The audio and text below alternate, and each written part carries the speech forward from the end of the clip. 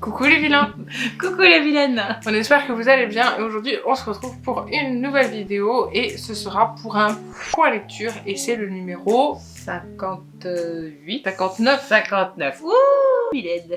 Dans tous les cas, on va vous présenter 4 livres comme d'habitude, donc 2 chacune et on va pas s'attarder. On s'excuse d'avance si vous entendez un petit bruit de voix derrière la vidéo. Sachez que nos voisins font du bruit aujourd'hui. Et comme voilà. on tourne, bon voilà, on sait jamais, on vous prévient au cas où, voilà. Et du coup, on va commencer tout de suite. C'est parti. Il faut que tu te lèves. Je peux pas.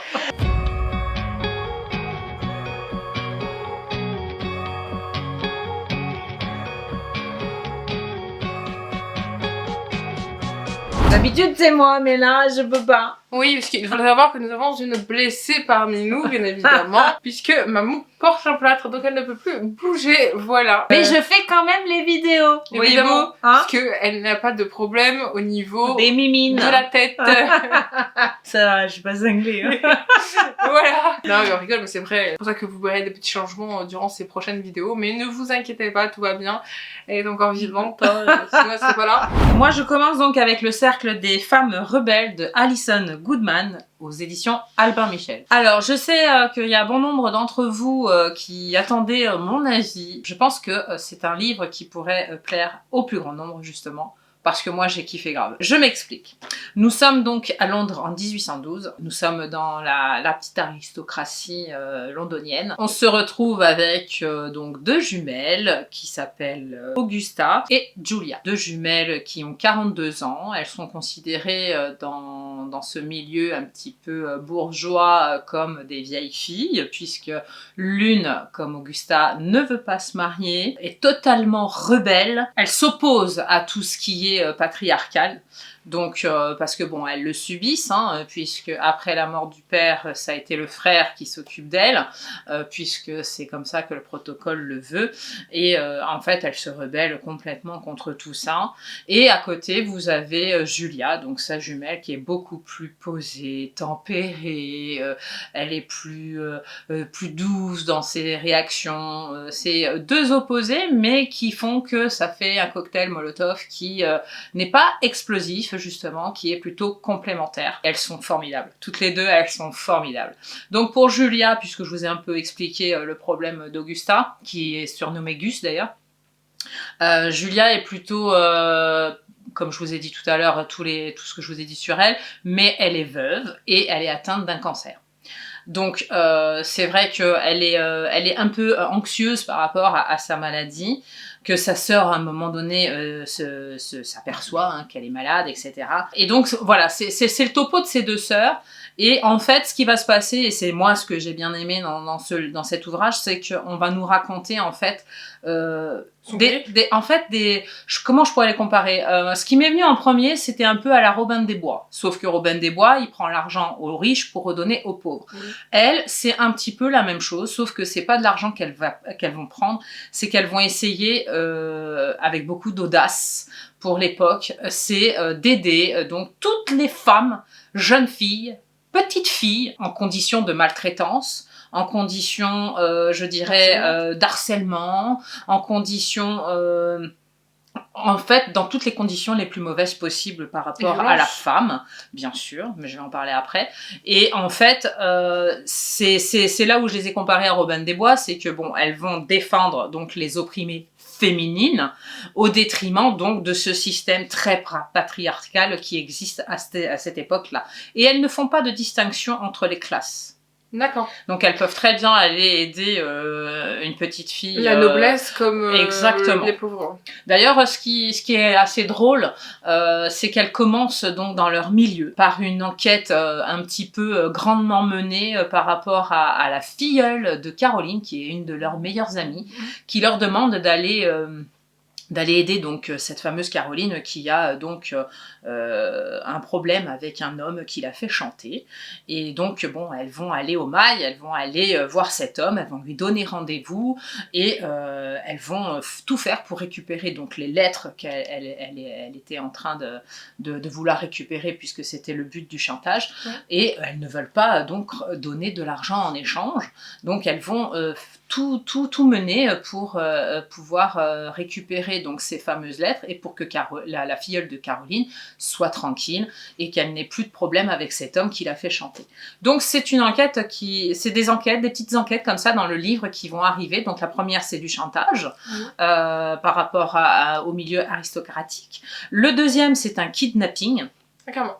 Oui, c'est un kidnapping En fait, c'est pas vraiment un kidnapping, c'est plutôt une femme séquestrée par son mari, dans le milieu aussi aristocratique, parce qu'en fait, ça va aller crescendo. Elles vont, par rapport à Caroline, qui est leur meilleure amie, qui a beaucoup de relations, va leur dénicher des petites comment je pourrais dire, des petites quêtes comme ça à réaliser.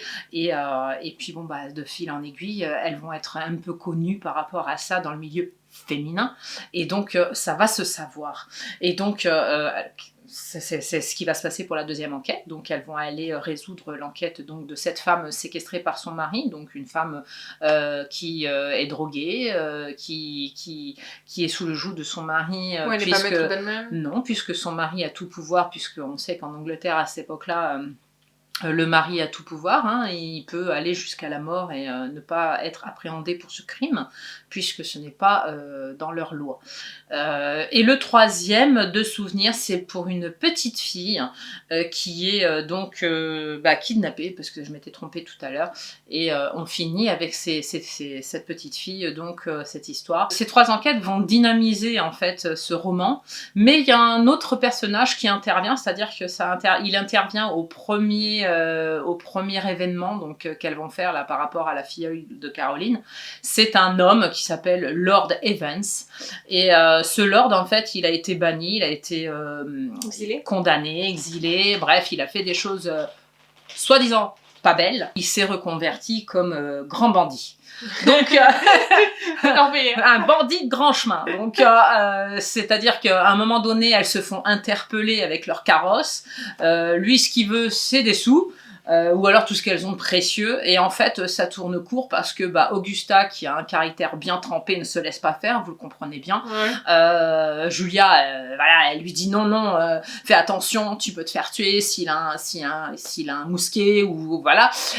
Et donc Augusta, c'est pas grave, c'est une rebelle, donc elle lui rentre dans le lard, et en fait il s'aperçoit qu'elle l'a assommé, et en fait c'est lui qui va faire l'excuse d'atterrir justement dans la deuxième enquête, puisque c'est grâce à lui qu'elles vont rentrer chez le mari qui séquestre sa femme, puisqu'il leur fallait une excuse pour pouvoir rentrer chez cet homme de la haute aristocratie, puisqu'on débarque pas comme ça en disant toi là tu séquestres ta femme, rends-moi ta femme, je la récupère et on la met ailleurs, quoi. Non, on la donne à sa famille qui va bien s'en occuper. Donc ça c'est pas possible, puisque la femme lui appartient, voilà, on va dire les mots tels qu'ils sont.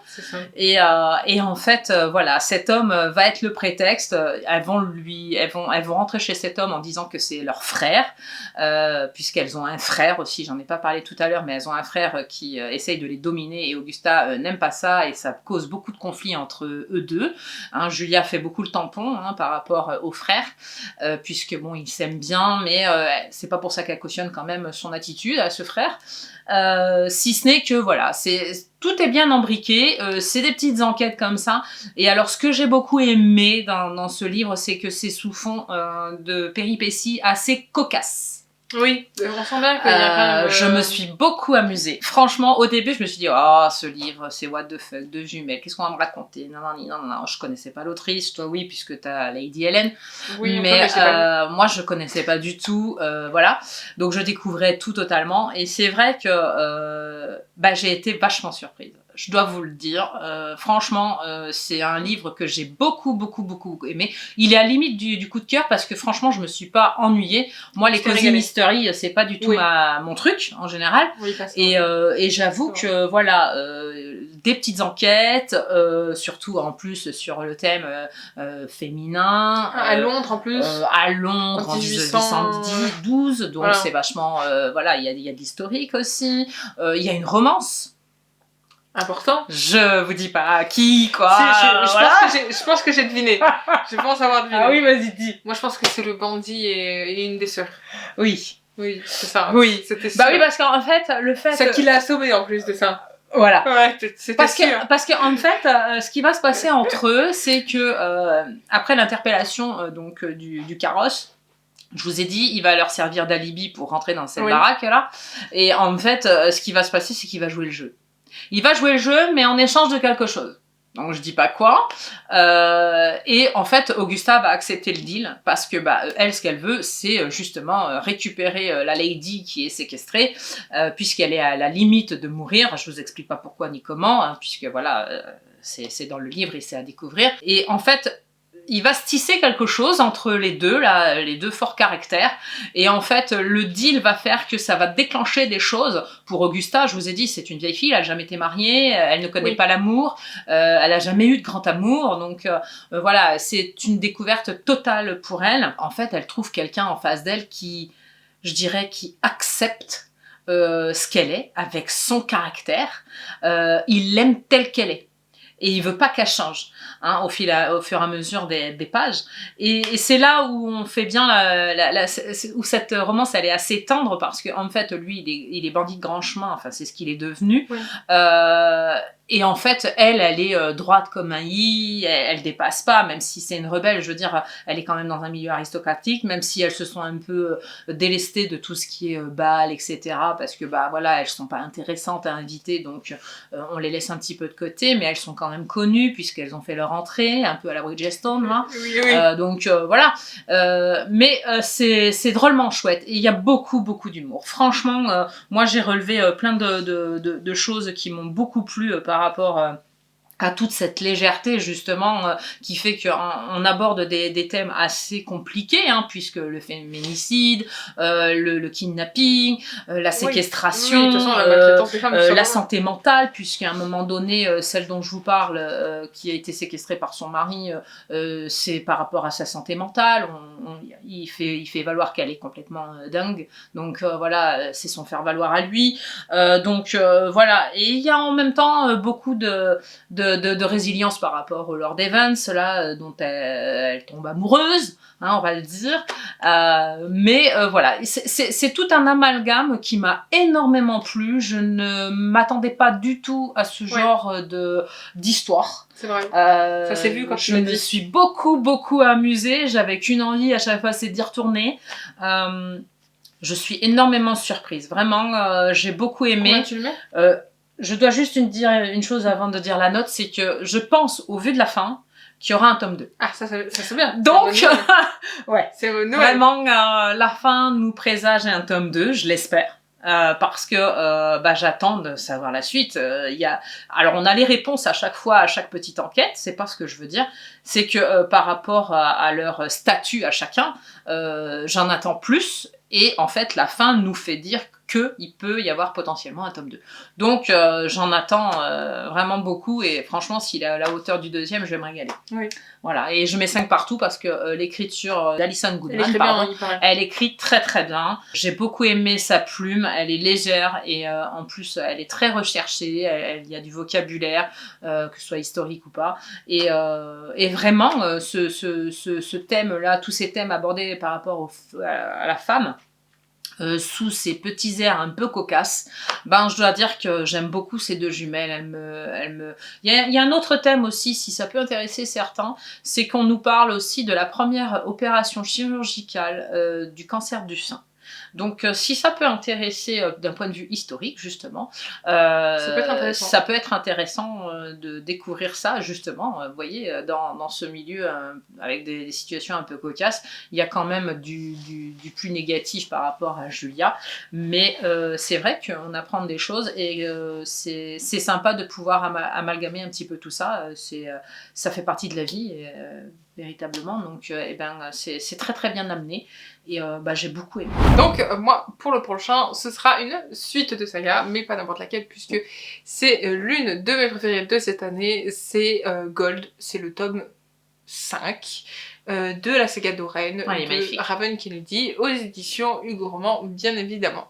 Donc là, on se retrouve au moment où, si vous vous en souvenez, si vous avez vu les autres points lecture où je parle de cette saga Guild, c'est que dans la fin du tome 4, Oren disparaît. Elle on va dire qu'elle passe la faille que Slade avait créée. Je vous ai parlé des détails de pourquoi il l'avait créée et comment il l'avait créée. Oui.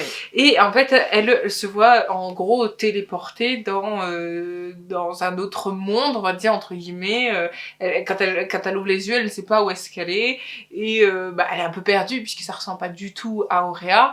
Auréa qui est le peuple, enfin dans le monde où ils sont avec les 6 royaumes, enfin tu vois.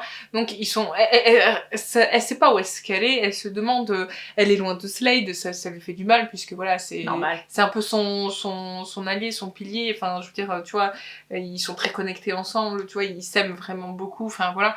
Et au vu de ce qui s'est passé avant, voilà, c'est pas normal.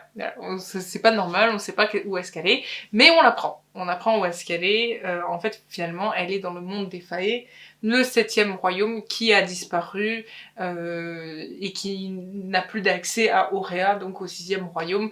Donc plus de connexion avec les non-Fae finalement. Et donc on découvre ça. De son côté, Slade qui est très en colère puisqu'il a perdu celle qu'il aime. J'aime bien moi ses points de vue personnellement. Et lui en fait il va s'amuser, entre guillemets, si on peut dire que c'est de l'amusement, à faire payer entre guillemets tous les gens qui ont fait du mal à Oren. Puisqu'elle est plus là et que il sait pas trop quoi faire. Lui, il se focalise sur sa vengeance. Il peut pas la retrouver, donc il va mettre un peu à exécution sa vengeance de finalement de venger Oren de ce qu'elle a subi. Et en fait finalement ça va le soulager un temps, mais il va se rendre compte que finalement en fait ça le défoule, tu vois. Oui, mais ça le défoule sur le moment, mais après, de toute façon, c'est toujours là, c'est ici, et voilà. C'est ça. C'est là qu'il faut guérir. Ça pose un problème. Oui. Il sait qu'en plus, elle s'était, entre guillemets, elle s'était téléportée par sa faille à lui, donc forcément, il se pose des questions, il se demande, il essaye de la rouvrir aussi, mais en fait, ça demande beaucoup trop de pouvoir d'énergie pour le faire, et il n'a pas la capacité de le faire.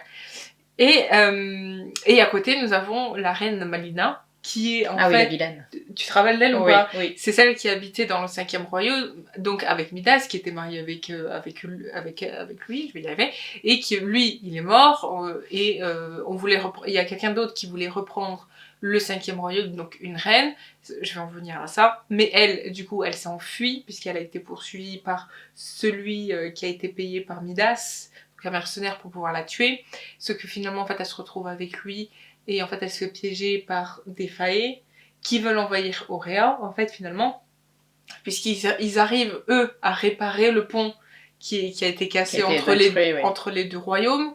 Et en fait, mais ça personne ne le sait, il y a que eux qui le savent, tu vois. Et donc eux, ils vont vouloir prévenir du coup le royaume d'où elle vient, donc le 6e de Iqbel finalement. Et le truc c'est que personne ne va la croire parce que personne ne veut d'elle comme reine ou quoi que ce soit.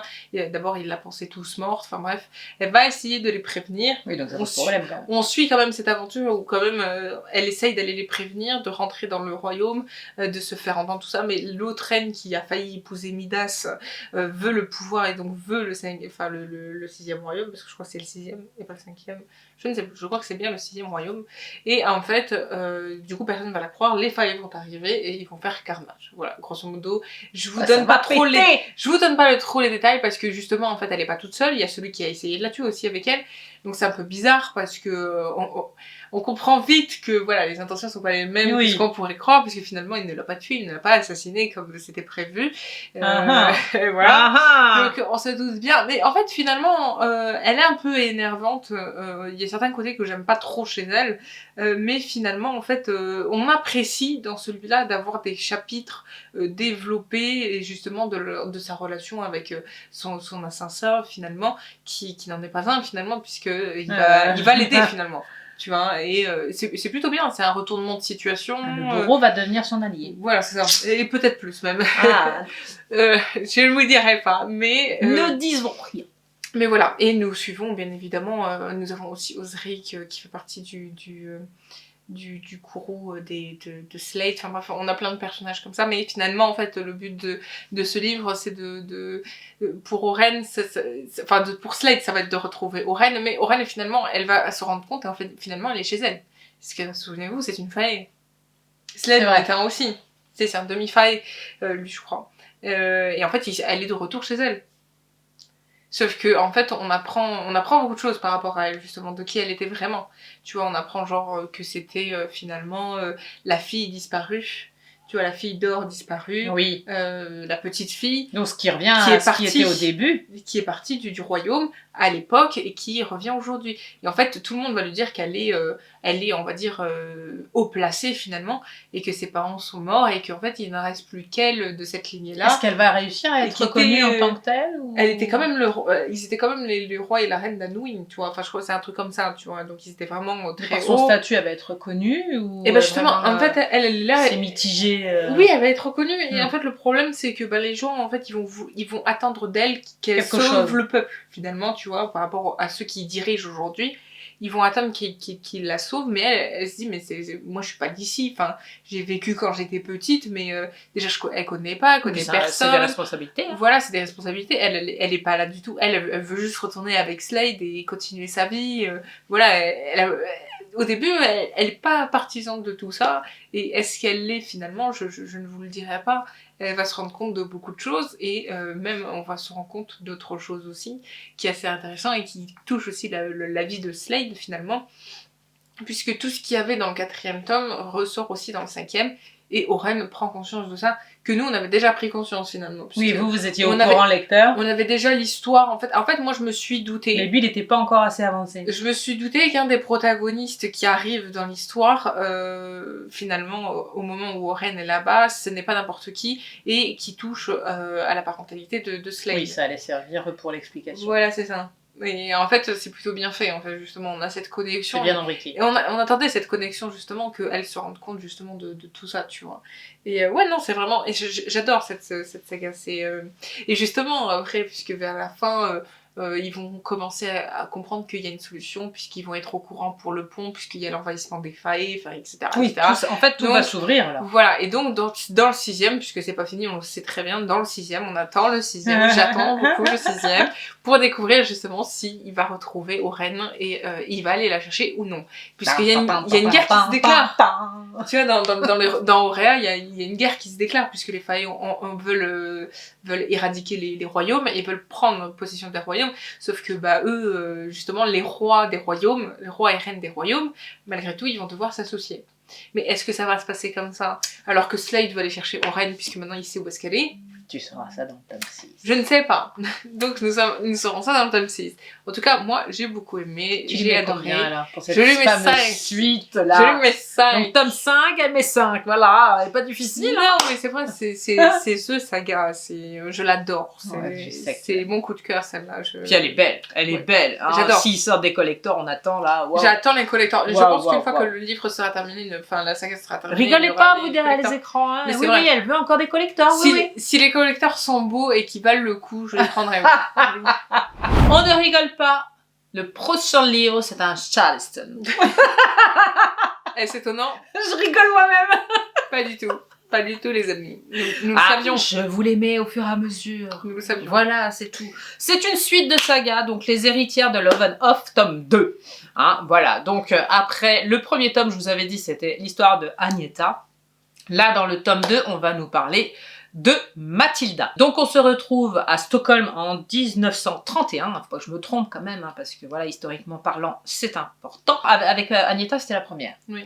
On avait un peu survolé, parce que je vous ai expliqué, la Suède n'étant pas très touchée, je dirais, par la Première Guerre mondiale. C'était plus loin en historique, mais c'était pas grave, parce que en fait, on nous avait bien narré son histoire, et on savait très bien que quand même si ça touchait pas comme nous les Français, on sentait bien quand même qu'il y avait une importance, une influence sur ce pays et sur sa vie à Agnetha.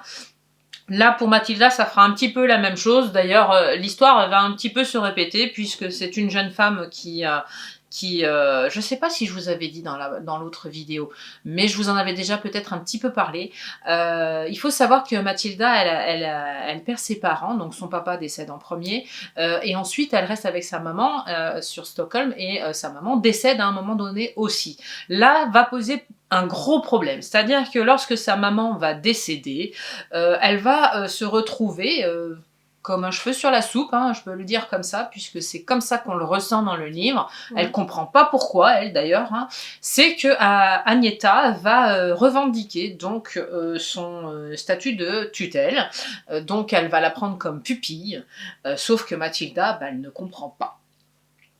Alors je vais un petit peu expliquer, c'est que donc sa maman a été mariée avec une personne, et c'est tout ce que je vous dirais sur l'influence de ses origines, parce que je veux pas trop vous en dévoiler, puisque tout est expliqué dans le premier. En théorie, il y a une bonne partie d'expliqué dans le premier, donc vous comprenez pourquoi l'état du deuxième. Et en fait, donc elle était mariée avec un homme par obligation, on va dire. C'est Agneta qui a soumis cette idée donc à la maman de Mathilda à l'époque. Hein, elle n'était pas encore née, elle était dans son ventre, puisque le vrai papa de Mathilda est décédé lors d'un incendie. C'était ni plus ni moins que le frère d'Agneta.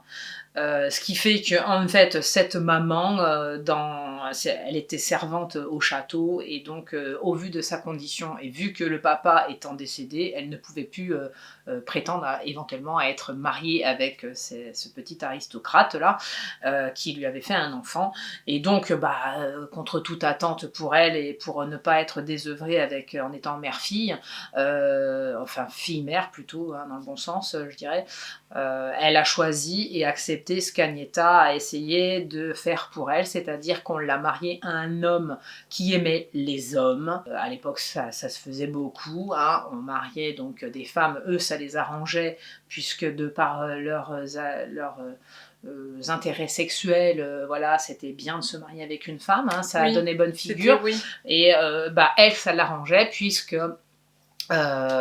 financièrement parlant, le papa allait travailler, et puis elle était quand même non plus fille-mère, mais mariée avec un enfant.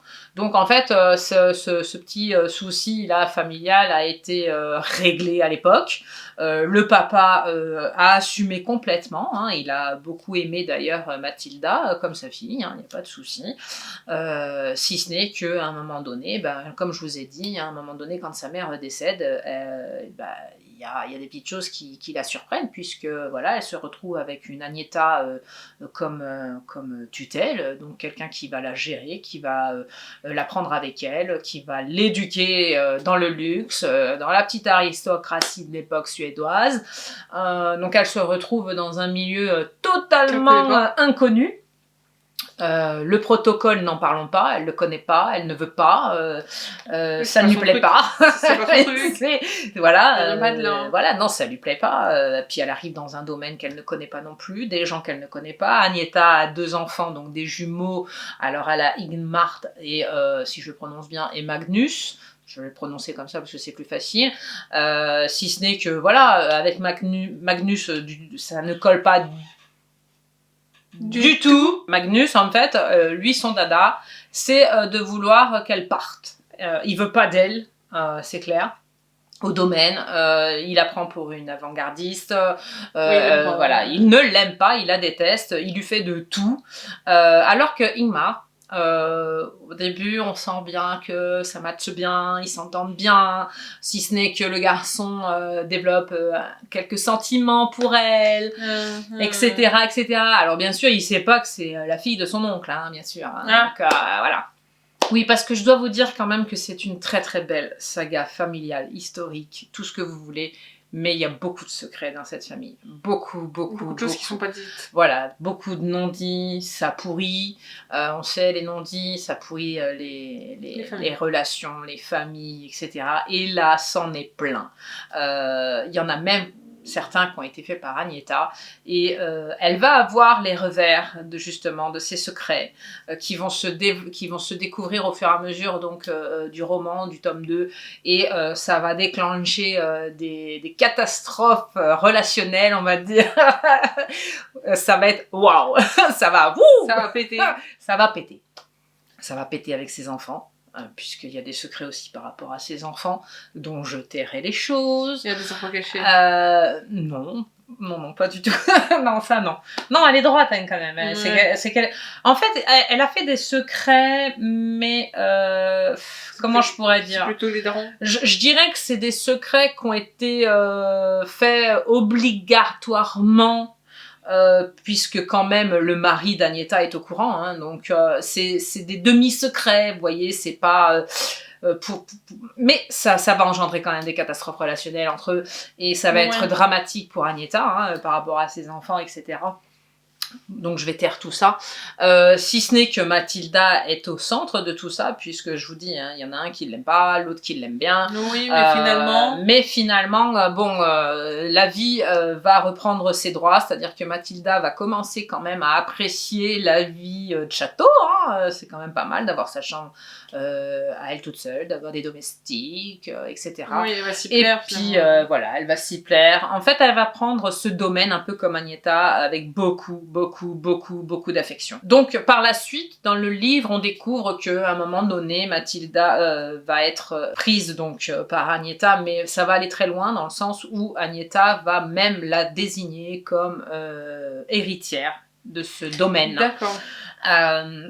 Donc encore des choses qui vont être lourdes à porter, et pour Mathilda et pour Agneta et ses enfants, hein, bien sûr. Oui, puisqu'elle a des enfants. Voilà.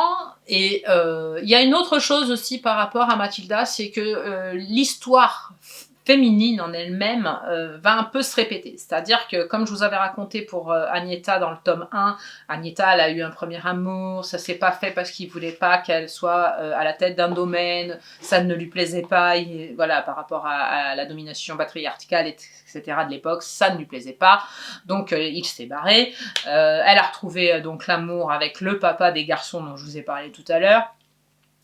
C'est ce qui va un peu se passer aussi pour Mathilda. Mathilda va connaître l'amour, ça va pas se faire, il va y avoir des choses qui vont contrecarrer tout ça. C'est pareil, je vais pas trop vous dévoiler un petit peu tout ce qui va se passer. Sachez quand même que c'est vrai que par rapport aux sentiments ressentis négatifs, des ruptures, des séparations, ça c'est un petit peu comme Agneta, on sent bien que quand même ces femmes de caractère, de pouvoir, de domaine, de responsabilité, c'est vrai que par rapport aux sentiments amoureux, c'est un petit peu difficile à l'époque. Faut pas se le cacher. De prendre sa place en tant que telle, en tant que régisseur ou je sais plus. Régisseuse, merci, de domaine de cette époque-là, ça le fait pas, mais elles y arrivent. Et ça, c'est ce qui est important dans cette trilogie, je dirais, puisque le troisième aussi fait partie d'une troisième femme de la famille. Je l'ai lu, mais je vous le dirai pas. Pas pour l'instant. Je peux pas vous dire le destin d'Igmar ni de Magnus, si ce n'est que voilà, ils sont très présents dans l'histoire de cette jeune femme. Ils l'accompagnent, que ce soit positivement ou négativement, hein, pour l'un ou l'autre, mais ils sont omniprésents dans les relations et dans cette activité de pouvoir gérer ce domaine, puisque voilà, c'est quand même pas facile de gérer ce domaine toute seule, hein, et Agneta vieillissant, ça commence à être difficile, donc ça va s'avérer quand même assez coton pour ces femmes de caractère, parce que même toute seule, avec justement ce fort caractère, il faut trouver des gens compétents, hein, et qui acceptent d'être commandés par une femme.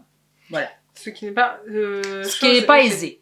Donc voilà, on nous narre toute cette histoire de femmes dans les années 30, et c'est très intéressant, dans un autre pays, donc ça change aussi, ça je l'avais déjà dit dans le premier tome, donc allez-y, hein, dites-moi en commentaire si c'est une saga qui peut vous tenter, hein, puisqu'elle regroupe pas mal de choses, tout ce qu'on aime en tout cas, pour la plupart, et c'est très très très bien écrit. Tu lui mets combien ? Je lui mets 5 pour une suite, vraiment, je savais pas trop ce qu'ils allaient me mettre pour une autre femme, et en fait je suis pas déçue parce que bon, c'est quand même une femme d'un caractère bien trempé aussi, mais ce qui m'a plu aussi, c'est les événements dynamisés par justement ces secrets dévoilés au fur et à mesure de l'histoire, oui.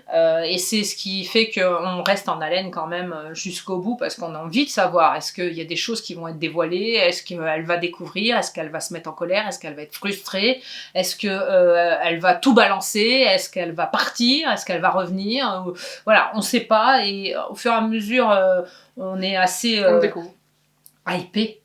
Et on découvre la suite, et voilà, c'est ce qui tient en haleine, et je lui mets 5 parce que j'ai beaucoup aimé tout ça. Moi, pour ce dernier de cette vidéo, je vais vous parler de Au bois dormant de Christine fleurie aux éditions, je crois que c'est Hachette Roman qui fait les éditions Black Moon. Donc voilà. Alors, je n'ai pas lu ce livre par hasard, je l'ai lu pour une bonne raison. Voilà, c'est le mythe revisité de La Belle au Bois dormant. Mais je vous arrête tout de suite.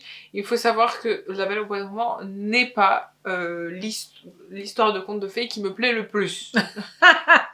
Je mets les mots là tout de suite. C'est pas ce qu'a regardé petite le plus. Hein, ce n'est pas le dessin animé Disney que j'ai regardé le plus. Ça n'a jamais été mon préféré. Mais voilà, j'ai lu ce livre. C'est l'histoire d'Ariane. Qui est vouée, on va dire, à une sorte de malédiction, entre guillemets. À son 16e anniversaire, elle doit, entre guillemets, mourir par le biais d'un tueur en série. Je vais faire une petite aparté. C'est tes réponses.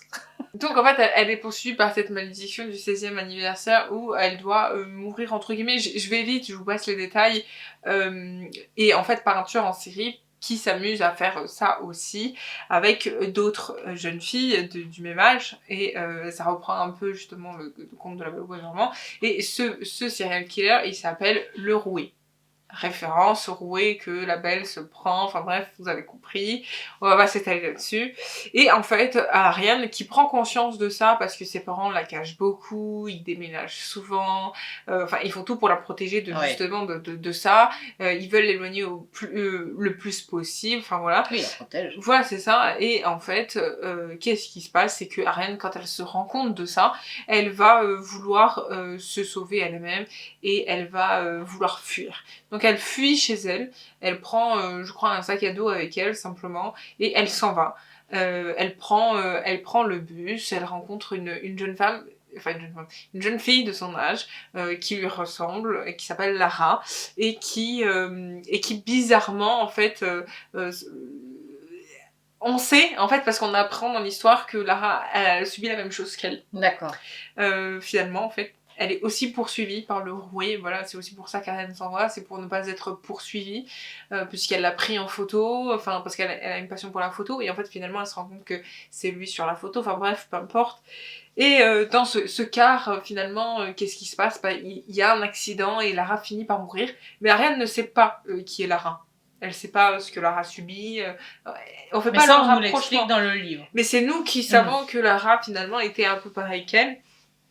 Ce qui facilite la transition. Voilà, mais Lara, elle meurt. Lors de cet accident de car qu'elles prennent toutes les deux, elle meurt. Et donc Ariane continue sa course.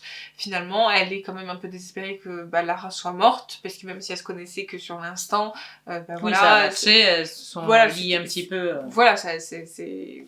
Bref, on va passer ces détails-là. Et finalement, Ariane continue sa course et va finir... je vous passe les détails. Elle va continuer sa course. Sur son chemin, elle va rencontrer plein de gens, bien évidemment. Je vous épargne aussi les détails, puisqu'il faut que je vous parle de l'intermédiaire, puisque au moment où, en fait, il y a cet accident-là, il y a forcément la police qui intervient dans l'histoire de l'enquête, finalement, puisque Lara est morte. J'ai une question, moi. Est-ce que la mort de Lara va lui servir pour fuir ou se cacher? Oui, elle va prendre son... Parce qu'on nous explique pas, je pense, l'histoire de Lara pour rien. Non, parce que finalement... En fait, on nous explique l'histoire de Lara, mais il faut savoir que, en fait, Ariane, à la mort de Lara, quand il va y avoir cet accident, elle va se faire passer pour Lara, pour cacher son identité à elle, donc elle va faire croire que Ariane, c'est celle qui est morte et pas elle. Et parce qu'en fait, du coup, elle prend le prénom de Lara, mais c'est pas très effectif, parce qu'à un moment donné, en fait, ils vont se rendre compte que c'est elle, Ariane, et finalement, en fait, elle va reprendre son nom parce qu'elle va appeler ses parents, parce que ses parents, en fait, ils vont appeler aussi la police de leur côté pour leur dire, ah oui, mais ma fille a disparu. Bien sûr. Voilà, tu vois, donc ils vont faire le lien que finalement, en fait, Lara, c'est pas Lara, c'est Ariane. Ouais. Et donc, en fait, ils vont vite comprendre, finalement. Et ceux qui sont sur l'enquête, ceux qui sont sur l'enquête d'Ariane, et nous avons aussi Jude Beauvoir. C'est très important, il est très important, lui, puisque finalement, en fait, lui, il va avoir une grande place, une très grande place dans cette histoire, puisque c'est lui qui est... En fait, c'est un peu un policier, qui cache beaucoup les... Enfin, c'est ressenti, tu vois. Il est très fermé, très pas présent, en fait, tu vois. Il travaille, mais voilà, il est très éteint, tu vois. Il est pas... Mais il fait bien son job. Mais il fait son travail, et en fait, quand il va entendre parler de ça, en fait, il va être sur l'enquête directement, en fait.